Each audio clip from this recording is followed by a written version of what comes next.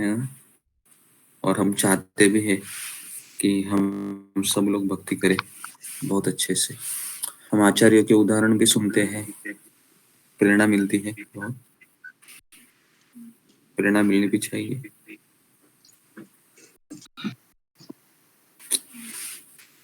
और जी, तो एक चीज़ हमको याद रखना चाहिए कि हम साधना भक्ति कर रहे हैं। तो साधना भक्ति में ये हमें अपने स्वास्थ्य के ऊपर भी ध्यान देना उतना ही ज़रूरी है।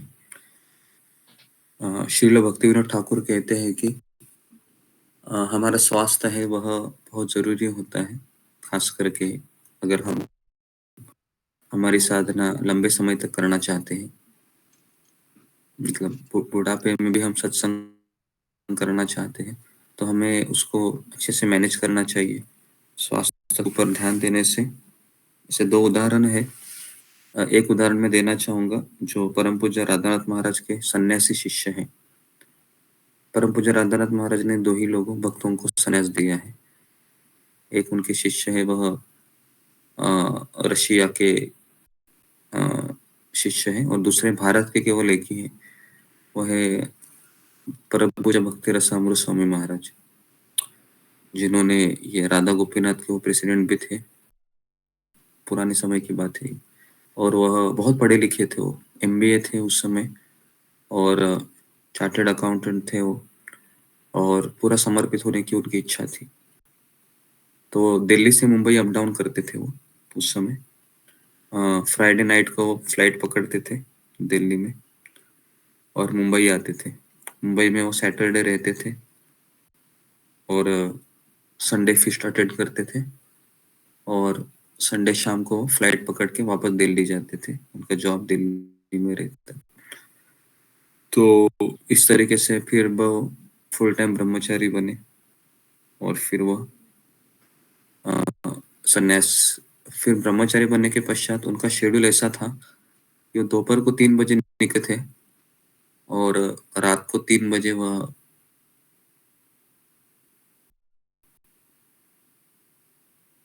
करते थे मुंबई आईआईटी में। तो उनका शेड्यूल ऐसे होता था और सुनने सी बात ये है कि 3 बजे आकर वो सोच रहे थे कि अभी मैं क्या करूं। 5 बजे मंगल आरती होती है, अगर अभी मैं सो जाऊंगा तो मैं उठ नहीं पाऊंगा। तो हमेशा सोचते सोचते वो एक ही निर्णय लेते थे कि मैं सोऊंगा नहीं, और इस तरह से वो मंगल आरती अटेंड करते थे और फिर जपा करते थे और फिर सो जाते थे। तो ये 1 दिन 2 दिन चलता है, लेकिन उन्होंने ये इसको काफी समय खींचा इसको, अपने शरीर को। तो अपने शरीर से खिलवाड़ करने के कारण अभी उनका स्वास्थ्य बहुत गिर गया है। अभी उनका एज 55-60 के आसपास है, 60 प्लस है महाराज। तो उनको बहुत सारी चीजें है ना, के थ्रू जाते हैं। अभी वो कहते हैं कि मैंने जो गलती की थी जवानी के समय वो आप मत कीजिए करके। तो हमें अपने स्वास्थ्य का ध्यान रखना है। कम से कम हमको 5 से 6 घंटा तो नींद लेना है। आपकी नींद कवर नहीं होती है तो आप दोपहर में सो जाइए, है ना, कैसे तो रेस्ट लीजिए, रेस्ट।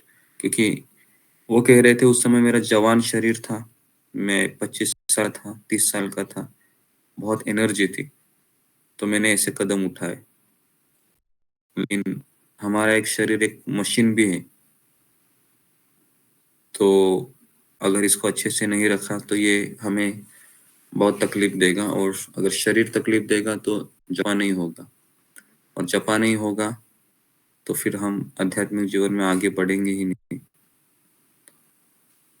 तो ये समझना बहुत जरूरी है। हमको सुबह तो आना ही है जप करने के लिए, लेकिन साथ साथ हमें ये भी समझना है कि मेरा स्वास्थ्य भी अच्छा रहे। स्वास्थ्य खराब होता है तो आप उसका देखभाल भी कीजिए, उसको इग्नोर मत कीजिए। और एक सफिशिएंट रेस्ट है वो आप, है ना, हमेशा ले लीजिए रेस्ट। शरीर को रेस्ट लेना जरूरी है। तो ये कुछ चीज़ें थे जो मैं बताना चाह रहा था आपको। तो स्वास्थ्य का ध्यान रखिए। स्वास्थ्य खराब होने से सबसे पहला असर हमारे जप पे होता है। कई भक्तों के मुझे मैसेज आते हैं, मैं बीमार हूँ, मेरा जपा अभी 16 माला नहीं हो रहा है, कैसे तो 4 माला, 6 माला, 8 माला कर पा रहे हैं और वो भी बाद में दिखता नहीं है ना? और फिर धीरे-धीरे, धीरे-धीरे वो सत्संग से उसकी रुचि कम होने लगती है और फिर वह अलग ही मनोभाव में चला जाता है। जी, तो ये सब चीज़ें मैं बता रहा हूँ क्योंकि किसी का शरीर है वो साथ दे रहा होगा, जवान शरीर का है तो साथ देता है, लेकिन हमें बुढ़ापे तक या अंतिम समय तक हमको भक्ति करनी है, तो हमें इन चीज़ों का ख्याल भी रखना चाहिए। ओके। तो भगवान ने हमें शरीर दिया है, तो शरीर का देखभाल करने से अ, हमारे सत्संग में और भक्तिमय जीवन में इसका काफ़ी प्रभाव होता है। क्योंकि हम षड गोस्वामी है नहीं कि हम 2 घंटा सोए और है ना? उनमें ये सभी आचार्य हैं, इनका भगवान से कनेक्शन था। कनेक्शन का अर्थ है कि ये भगवान के स्वयं पार्षद थे। षड गोस्वामी, रघुनाथ दास गोस्वामी, रूप गोस्वामी, सनातन गोस्वामी, है ना? तो जब हम आचार्यों की कथा सुनते हैं, तो हम वैसा बन नहीं सकते हैं, लेकिन हमें प्रेरणा मिलती है कि एटलीस्ट मैं 2 घंटा तो नहीं सोऊँगा, लेकिन ज़्यादा सो रहा होगा तो कम करूँगा या कम माला कर रहा हूँ तो ज़्यादा करूँगा। तो इस तरीके से हमें वो इंस्पिरेशन लेना होता है उनसे। तो हाँ, तो इसका ये मतलब भी नहीं है कि स्वास्थ्य पे मैं इतना ध्यान दूँ कि मेरा जपा बिगड़ जाए और मैं शरीर के प्रति ज़्यादा ही चिंता व्यक्त करूँ, तो ये भी नहीं है। इसको आपको बैलेंस करना है ना? तो जी, तब जाके हम हरे कृष्ण महामंत्र का अच्छे से जाप कर सकते हैं, है ना? तो ये जो हरे कृष्ण महामंत्र है, ये हमें भगवत धाम ले जाएगा, है ना? लेकिन हम समय की मृत्यु के समय है, हमारा मन हमारे साथ में नहीं होता है, ये भी आपको बता रहा हूँ।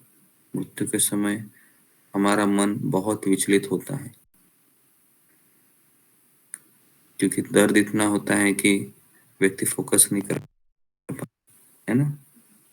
शरीर शरीर में फिर और उस समय वही याद आती है, एक झटके में एक ही चीज़ याद आती है, जिसके ऊपर मेरा ज़्यादा लगाव है जीवन भर, वही चीज़ 1 सेकंड, 1 मिनट के लिए याद आती है।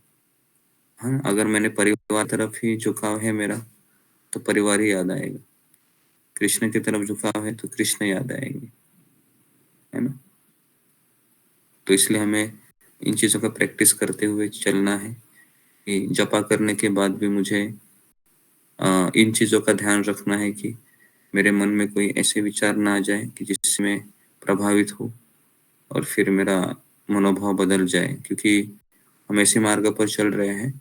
ज्ञानी लोग अकेले भक्ति कर सकते हैं, कर्मी भी अकेले अपना गंतव्य प्राप्त कर सकते हैं, लेकिन भक्त है वह अकेले कुछ कर नहीं सकता, है ना?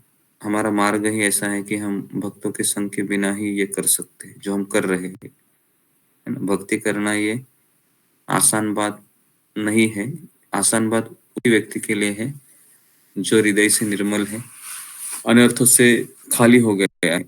हम सभी लोग अनर्थों से भरे हुए हैं और हमारे काफ़ी व्यक्तिगत सामाजिक अभिलाषाएँ भी हैं, तो इसके लिए हमारे लिए ये एक चैलेंज होता है कि रोज़ जपा करना, रोज़ सत्संग करना। किसी को टेस्ट मिल भी जाता है ना, तो बिलीव मी 1 साल, 6 महीना, 1.5 साल आपको हो सकता है। लेकिन जब तक हमारे अनर्थों का बैगेज हम हटाएँगे नहीं, तब तक ये हमें बाद में भी तकलीफ देता है ना? ख़ास करके अनर्थ। तो इसलिए हमको अच्छे से जपा करना चाहिए। तो यहाँ पर मैं रुकता हूँ। तो इन चीज़ों का आप ध्यान रखिए, स्वास्थ्य का ध्यान रखिए। ठंड ज़्यादा बढ़ रही है, बीमार होने के चांसेस ज़्यादा होते हैं। बीमार होने के कारण मेरा जपा रुक जाता है, जपा रुकने के कारण भक्ति का टेस्ट चला जाता है। ओके, जी। तो यहाँ पर मैं रुकता हूँ। हरे कृष्णा, हरे कृष्णा।